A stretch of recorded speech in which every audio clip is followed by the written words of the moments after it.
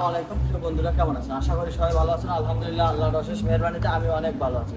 চলে আসলাম আবারও খামারের ভিডিও। এখন বাজে হলো 11টা 57 মিনিট। আমাদের খামারের অল এভরিথিং কাজ শেষ। এখন দেখেন আমরা গরুগুলো গোড়ায় একটা গোড়া, এখন দেখেন গোড়ায় খাদ্য নেয়।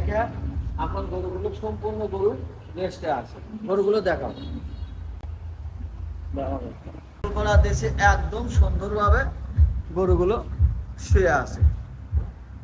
কারণ এই গোড়ার ভিতরে যদি পানি অথবা খড় থাকে, তাহলে যদি থাকে তাহলে এই গরুগুলো ঘুমাবে না ও বারবার উঠে এই খাওয়ার জন্য চেষ্টা করবে। এই জন্য আমরা কিন্তু এই টাইমে একদম ফাঁকা রাখি। অনেক ভাই আমাকে কমেন্ট করেন যে ভাই তাহলে আপনারা পানি খাওয়ান করবো। ভাই আমরা যখন দানাদার দেই, দানাদার শেষে আমরা পানি দেই যতটুকু পরিমাণ দরকার ওদের, ওরা ইচ্ছে মতো পানি খায়। আর আরো কয়েক ভাই আমাকে কমেন্ট করছেন যে এই ভাই আপনার এই গরু থাকার জায়গা কতটুক, সেটা আমি ফাঁকা জায়গা থেকে দেখাই।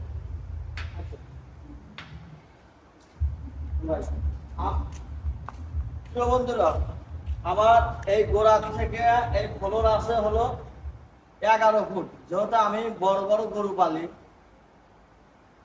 একসময় ছোট গরু পালতাম, এখন কিন্তু দেখা যায় যে আমার কোরবান টাইমে এসে বড় গরু পায়।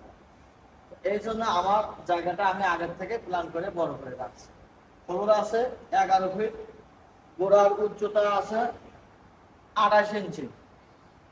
এদিকে আছে 52 ইঞ্চি, আর এদিকে আছে 36 ইঞ্চি, 3 ফিট।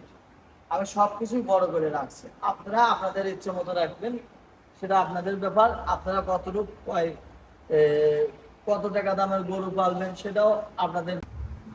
প্রিয় বন্ধুরা, আশা করি কমেন্টের উত্তরগুলো আপনারা পাইছেন। দেখেন আমার গরুগুলো এই টাইমে কিন্তু আমি খামারে ঢুকি না, শুধু আপনাদের এই কমেন্টের উত্তর নিয়ে ভিডিও মাধ্যমে উত্তর দেওয়ার জন্যই আমি এই খামারে ঢুকছি। তো আমি আর একটা কথা বলি, যারা এই খামার সেক্টরে আছেন বা আসতে চাচ্ছেন, অবশ্যই আপনাদেরকে সম্পূর্ণ অভিজ্ঞতা নিয়ে আসতে হবে। কম বেশি আপনি বলতেছি না যে আপনি 6 মাস বা 1 বছর অন্যের খামারে কর্ম করে তারপরে এসে খামার করেন, আমি তা বলতেছি না। আপনি পার্শ্ববর্তী খামারে যাবেন, যা দেখবেন ওনারা গরু পরিচর্যা কিভাবে করে, গরু খাওয়ায় কিভাবে, এবং গরু কোন সাইজের গরু কখন কোন টাইমে কেনে, A to Z জানবেন, বুঝবেন, তারপরে গরু কিনবেন।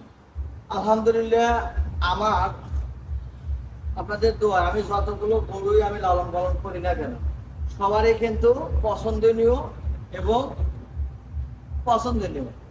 কারণ একটা গরু বলতে পারবে না যে আমার গরুর কালার খারাপ বা আমার গরুর সাইজ খারাপ। তো আমি কিন্তু জন্মের পরে কিন্তু মায়ের পেট থেকে অভিজ্ঞতা নিয়ে আসিনি, আমি পৃথিবীর এসেই কিন্তু অভিজ্ঞতা নিয়ে আসছি। তো ভালো থাকবেন সবাই, আমার জন্য দোয়া করবেন, আমি যেন হালালভাবে ব্যবসা করতে পারি। আমি আপনাদের জন্য মন করে দোয়া করি, আল্লাহ পাক যেন আপনাদেরকে সুস্থ রাখে সর্বদা এবং নেক হায়াত দান করে। তো আজকের মতো বিদায় নিচ্ছি, দেখা হবে পরবর্তী ভিডিও। আসসালামু আলাইকুম, আল্লাহ হাফেজ।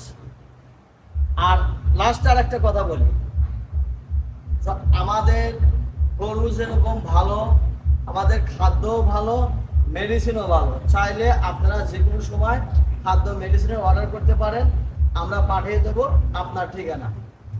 তো আজকের মতো বিদায় নিচ্ছি, দেখা হবে পরবর্তী ভিডিও। আসসালামু আলাইকুম, আল্লাহ হাফেজ।